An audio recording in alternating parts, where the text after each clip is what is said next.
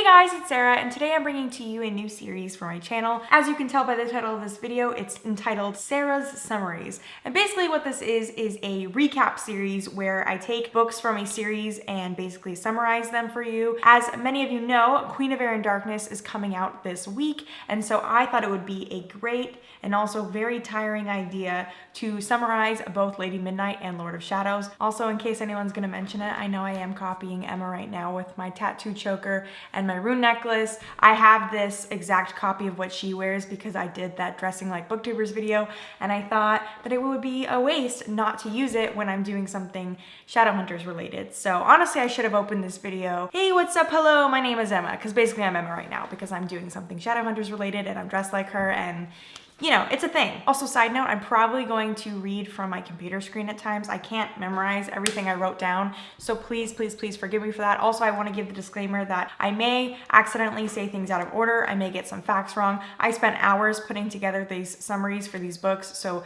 please be gentle with me if I get anything wrong or if I pronounce any names wrong. I'm trying my best. But yeah, let's just get into it. So we start out at the Shadow Market, where we are introduced to Johnny Rook and his son Kit. They have a booth there, and Johnny Rook basically trades in secrets. Emma Carstairs and Cameron Ashdown enter the Shadow Market to speak to Johnny about something, and he mistakes Cameron for Emma's parabatai, and she very quickly corrects him and says, "This is not Julian, that is Cameron Ashdown, he's my boyfriend." Johnny gives Emma the hot tip that there have been murders going on around town. The bodies are marked up similar to how Emma's parents' bodies were found. Johnny also tells her where the next body might show up, so Emma decides to go check that out with her friend Christina, who is a shadow hunter from Mexico. As they're waiting for the body to show up, Emma calls Cameron Ashdown on the phone and breaks up with him. I think this is a really weird timing for that, but basically she's kind of bitchy and she says, "Things are over, get over it, bye." Emma and Christina see a fairy stealing from mundanes, and so they chase him down, and while they're chasing him,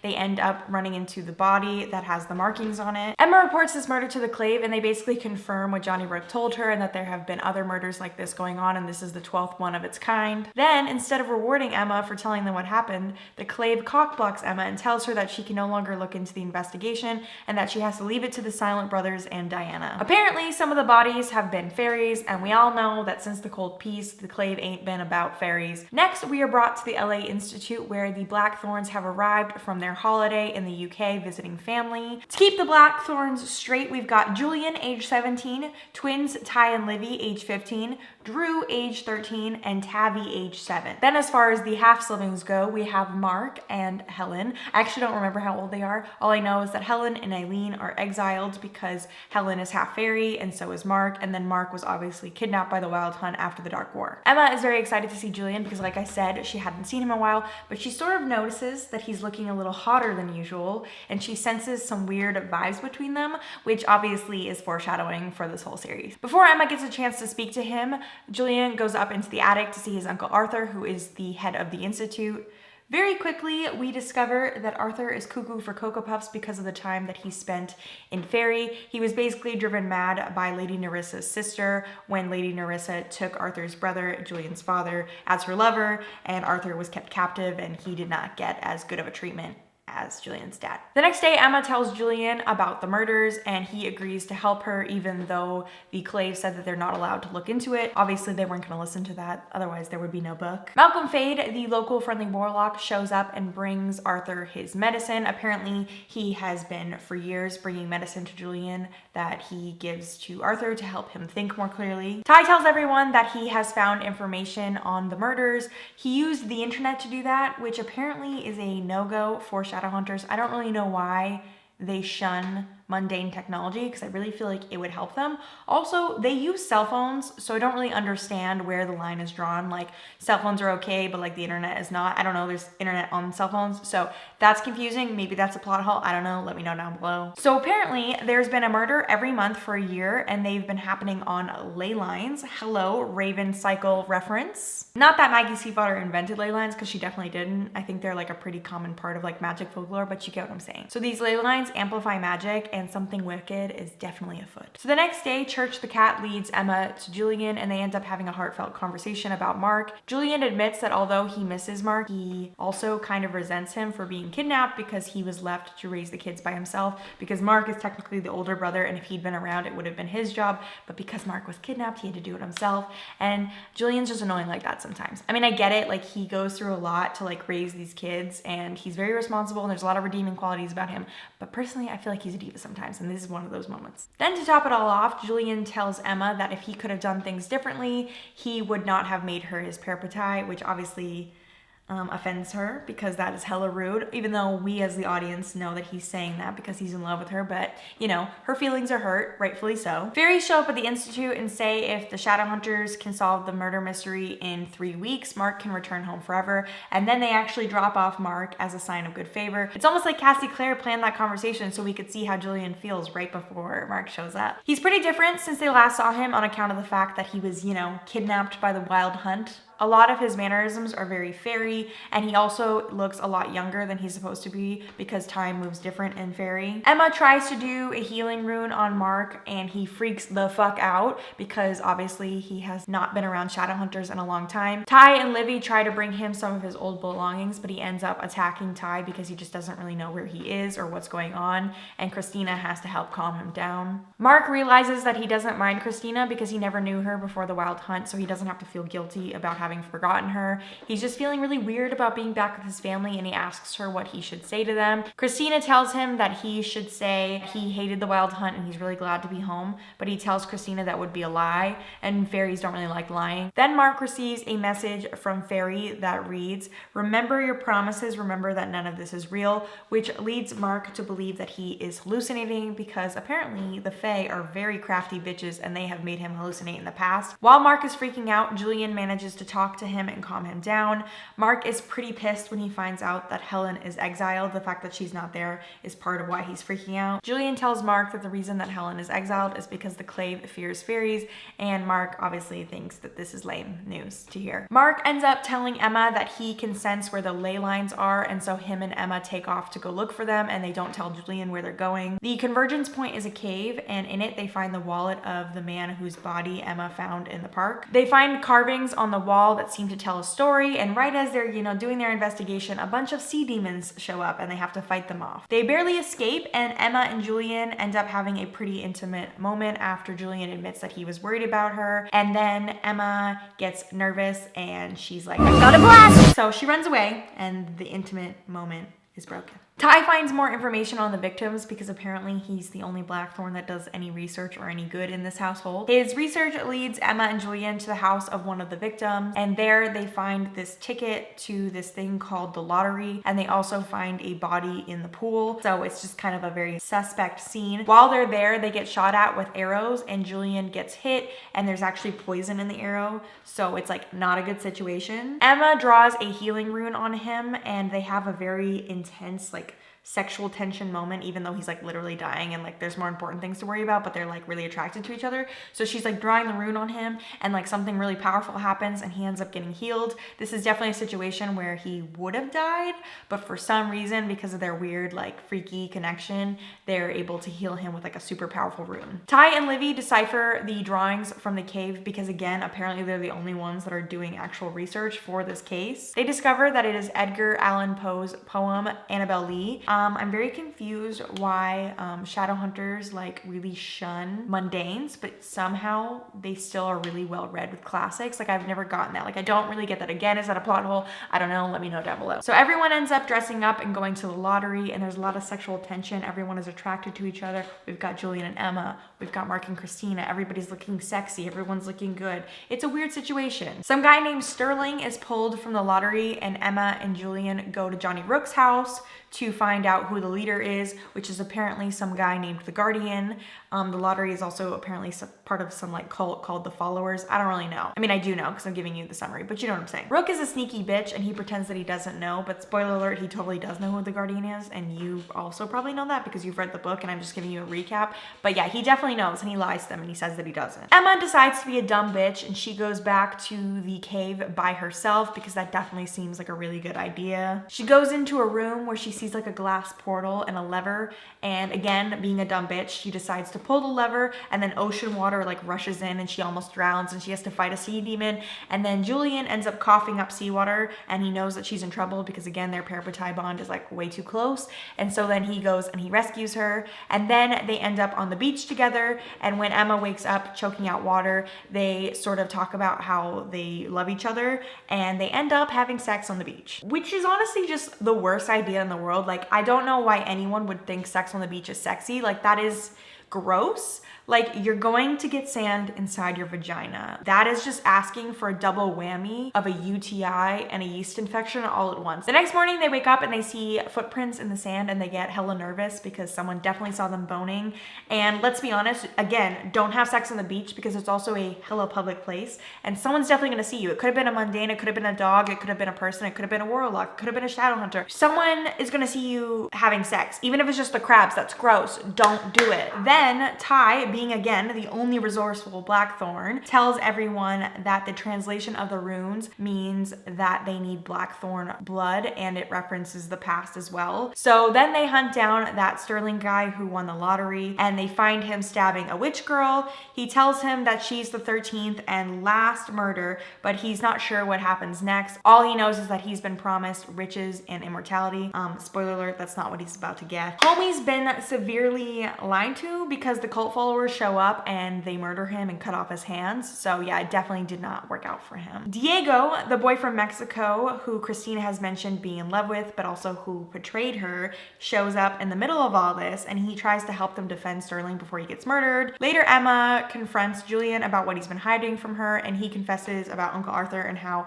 he's actually been the one leading the institute for all these years. Diego gets everyone together to tell them what he's learned since being in Los Angeles.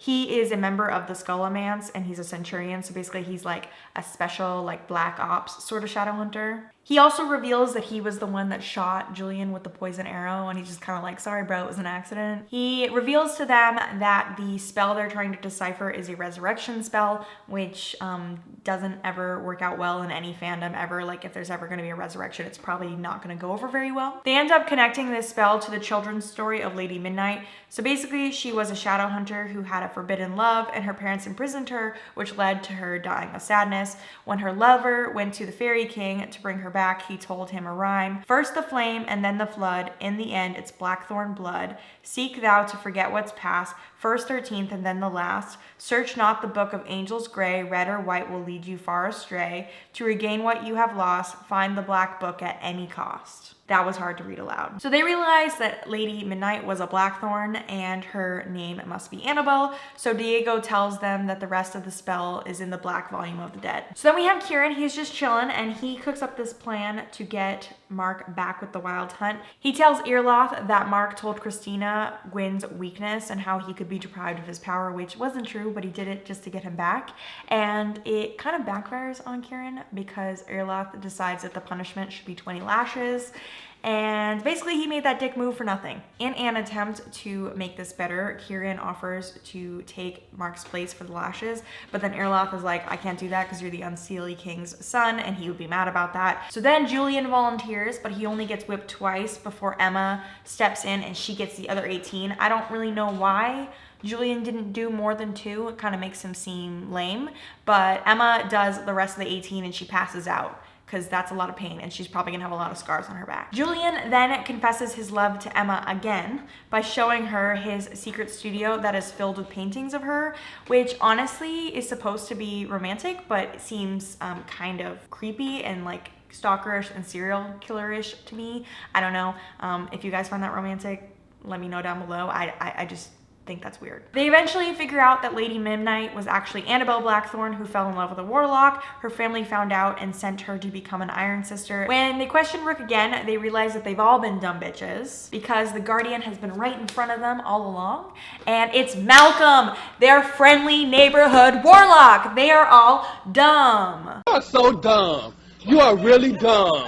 For real. When they finally realize this, they also discover that Malcolm has kidnapped Tavi. You know, they realize it a little too late. He's going to use Tavi as the blackthorn blood for his ritual to resurrect Annabelle. Kieran shows up and Mark attacks him, but Kieran tells him that he's actually here to help because he discovered that Irloth has been working with Malcolm and that Malcolm was the one who killed Emma's parents to see if the spell would work. A lot of connections happening here. So they go to the cave and they find Tavi sleeping on an altar. He's kind of like chained there, ready to be sacrificed, you know? And then out of the blue, Diana shows up and she tells everyone to hide because she's going to confront Malcolm. So basically her and Malcolm have a little bit of a showdown and he threatens to tell everyone her secret. We don't find out what her secret is until the next book, so I'm not gonna say it here, but her secret is really good. I really enjoyed the reveal of that in the next book. Malcolm uses some sort of like spell to paralyze Diana and there's a big flash and it kind of reveals everything else that's in the cave. There's a lot of dead followers and it's not really good. Everybody's kind of fucked because there's like an army of people that's gonna fight them. He also has a very creepy candelabra of dead hands. He tells Diana that the reason that the Carstairs' death didn't work in making the spell like happen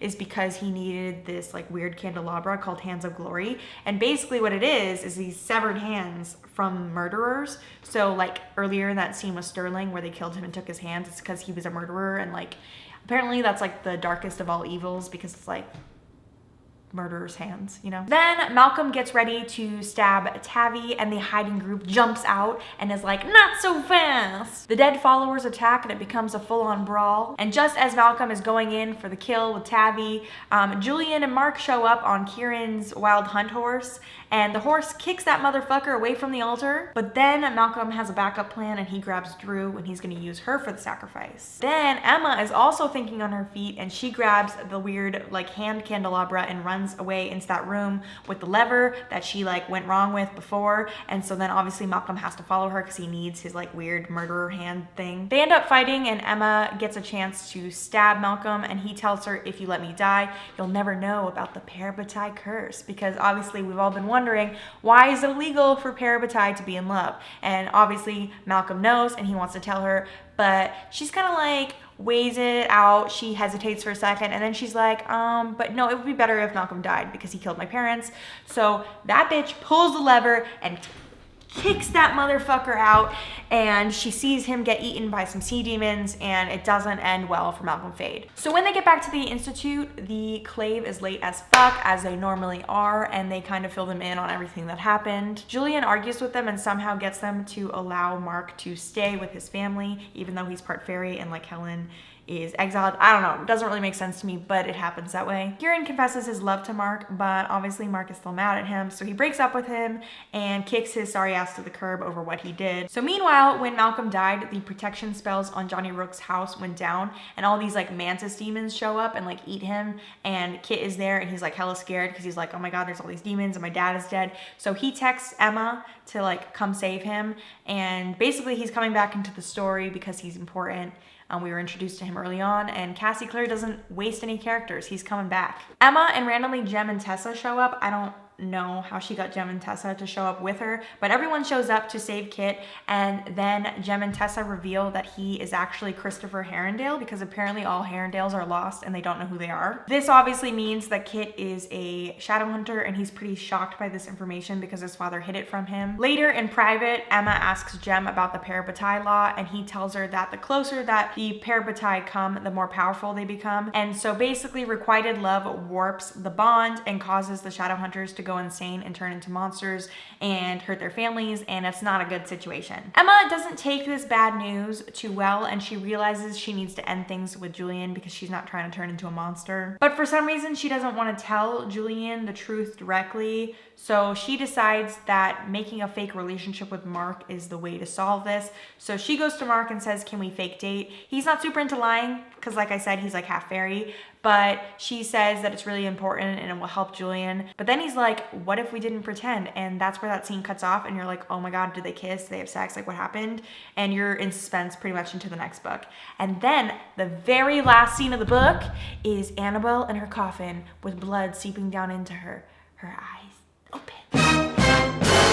And that's where that ends. That is the first book, Lady Midnight. You're up to speed now. So if you haven't read Lord of Shadows yet, now you're ready to go. Or if you're just trying to refresh for Queen of Air and Darkness, you're good to go. Let me know down below if this was helpful. I'm obviously going to be posting 2 of these like at the same time. So hopefully you think both of these are helpful because they took so many hours of work.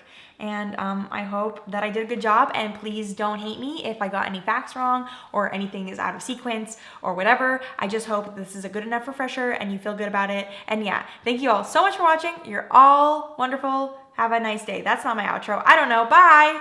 Time passes by, I feel so low.